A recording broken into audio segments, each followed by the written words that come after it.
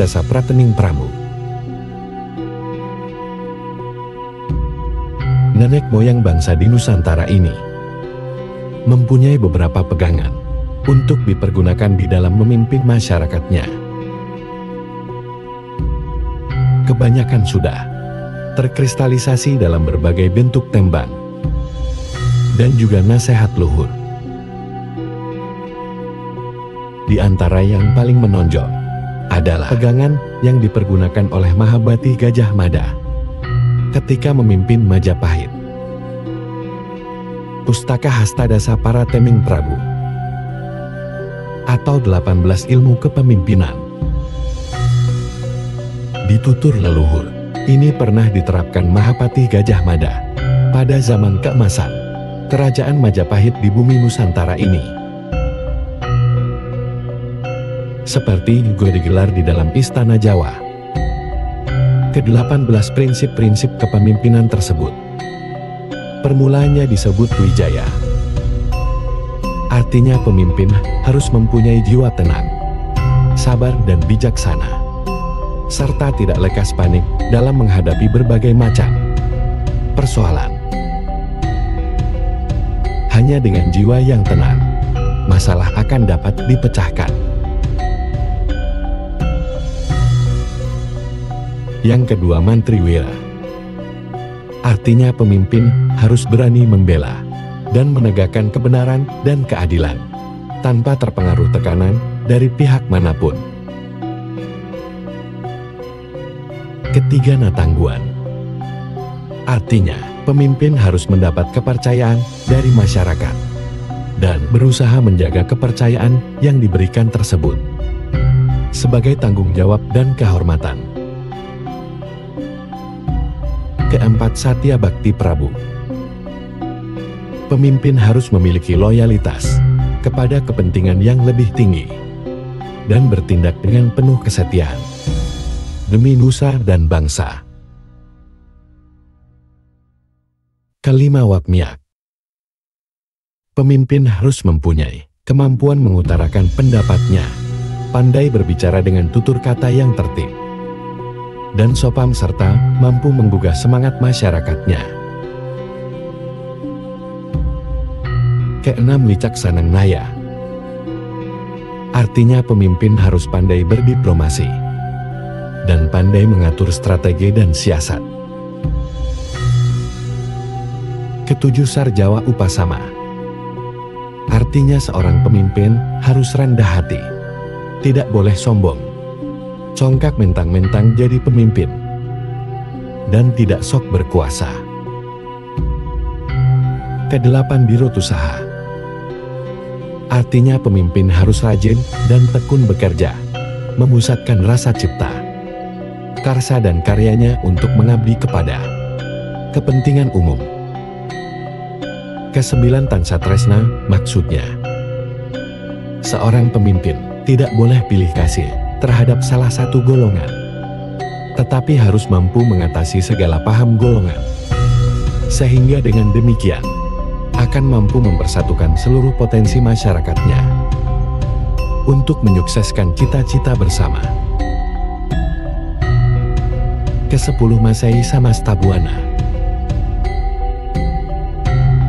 Maksudnya seorang pemimpin mencintai alam semesta dengan melestarikan lingkungan hidup sebagai karunia Tuhan dan mengelola sumber daya alam dengan sebaik-baiknya demi kesejahteraan rakyat. Ke-11, Samastabuana. Maksudnya seorang pemimpin dicintai oleh segenap lapisan masyarakat dan sebaliknya pemimpin mencintai rakyatnya. Ke-12, Negara Gineng Pratijanak. Maksudnya seorang pemimpin senantiasa mengutamakan kepentingan negara daripada kepentingan pribadi atau golongan maupun keluarganya. Ke-13, Dipyacita. Maksudnya seorang pemimpin harus lapang dada dan bersedia menerima pendapat orang lain atau bawahannya. Ke-14, Sumantri. Maksudnya seorang pemimpin harus tegas, jujur, bersih, dan berwibawa.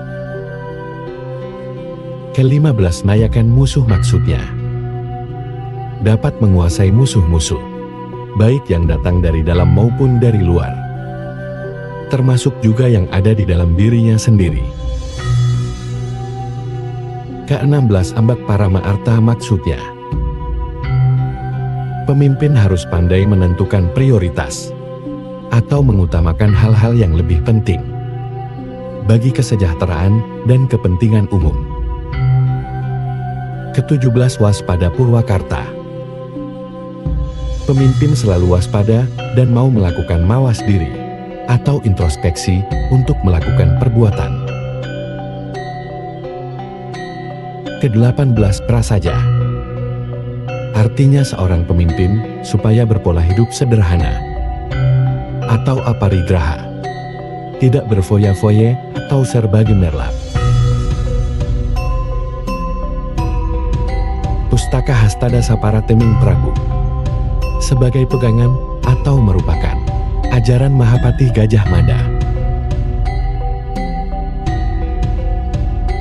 Falsafah, ajaran hidup Jawa memiliki 3 aras dasar utama, yaitu aras sadar bertuhan, aras kesadaran semesta, dan aras keberadaan manusia.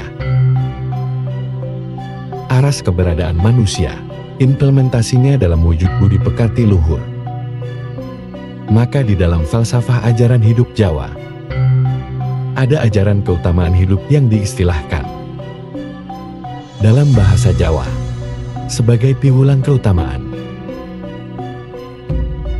Secara alamiah, manusia sudah terbekali kemampuan untuk membedakan perbuatan benar dan salah serta perbuatan baik dan buruk.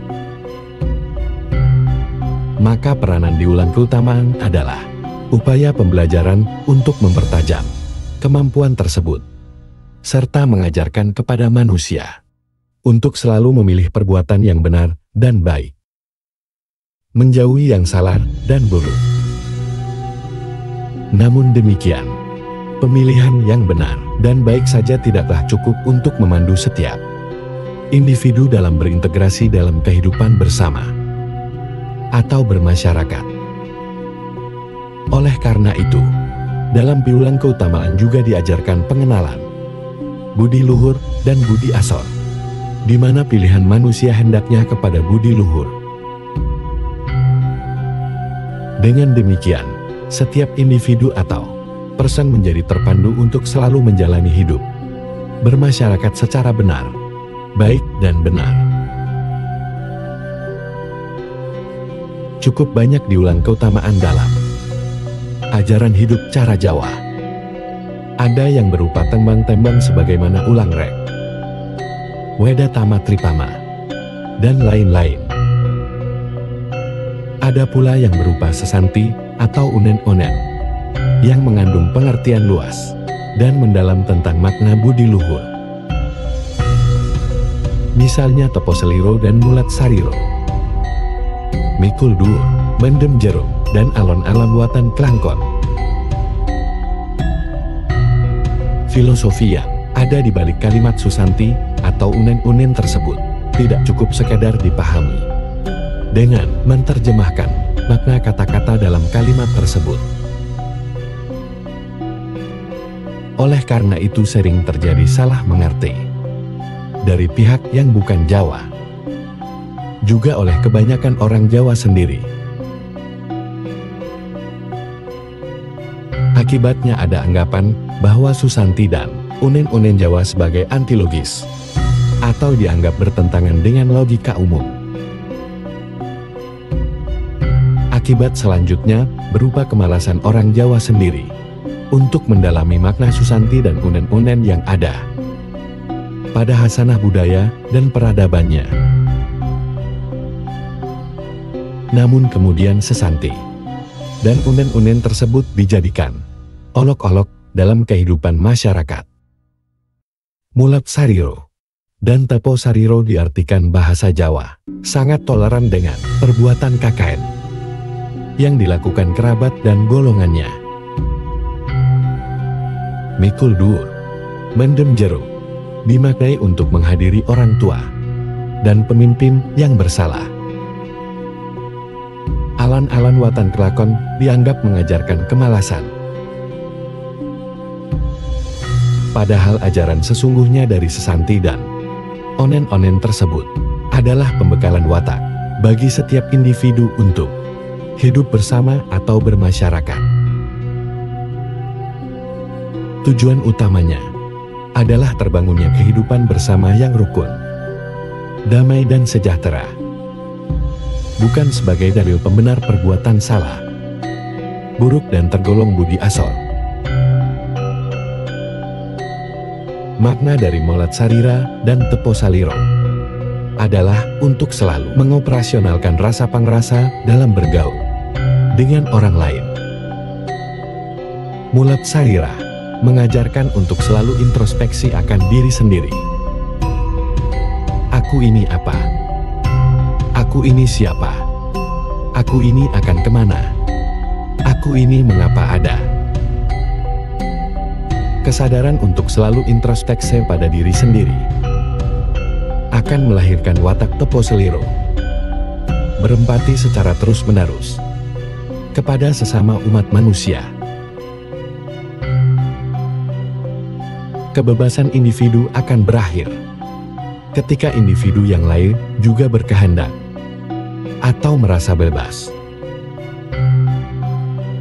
Maka pemahaman Molat Sariro dan Tepo Saliro merupakan bekal kepada setiap individu yang menciptakan kebebasan dalam hidup bersama-sama.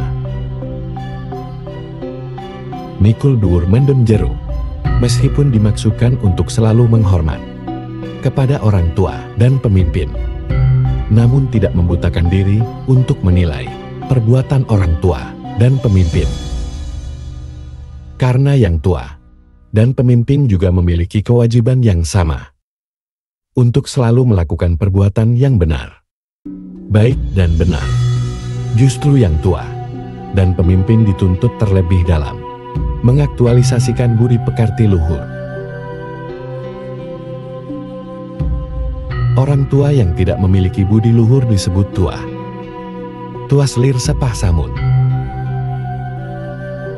Orang tua yang tidak ada guna dan makna, sehingga tidak pantas ditauladani. Pemimpin yang tidak memiliki budi luhur juga bukan pemimpin.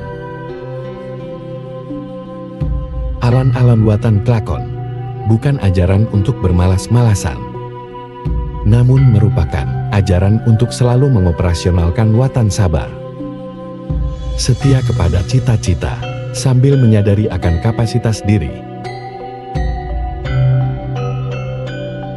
Contoh yang mudah dipahami ada dalam dunia pendidikan tinggi normatif. Setiap mahasiswa untuk bisa menyelesaikan kuliah Sastra 1 dibutuhkan waktu 8 semester. Namun kapasitas setiap mahasiswa tidaklah sama. Hanya sedikit yang memiliki kemampuan untuk selesai kuliah 8 semester tersebut. Sedikit pula yang prestasinya jumlah dan memuaskan.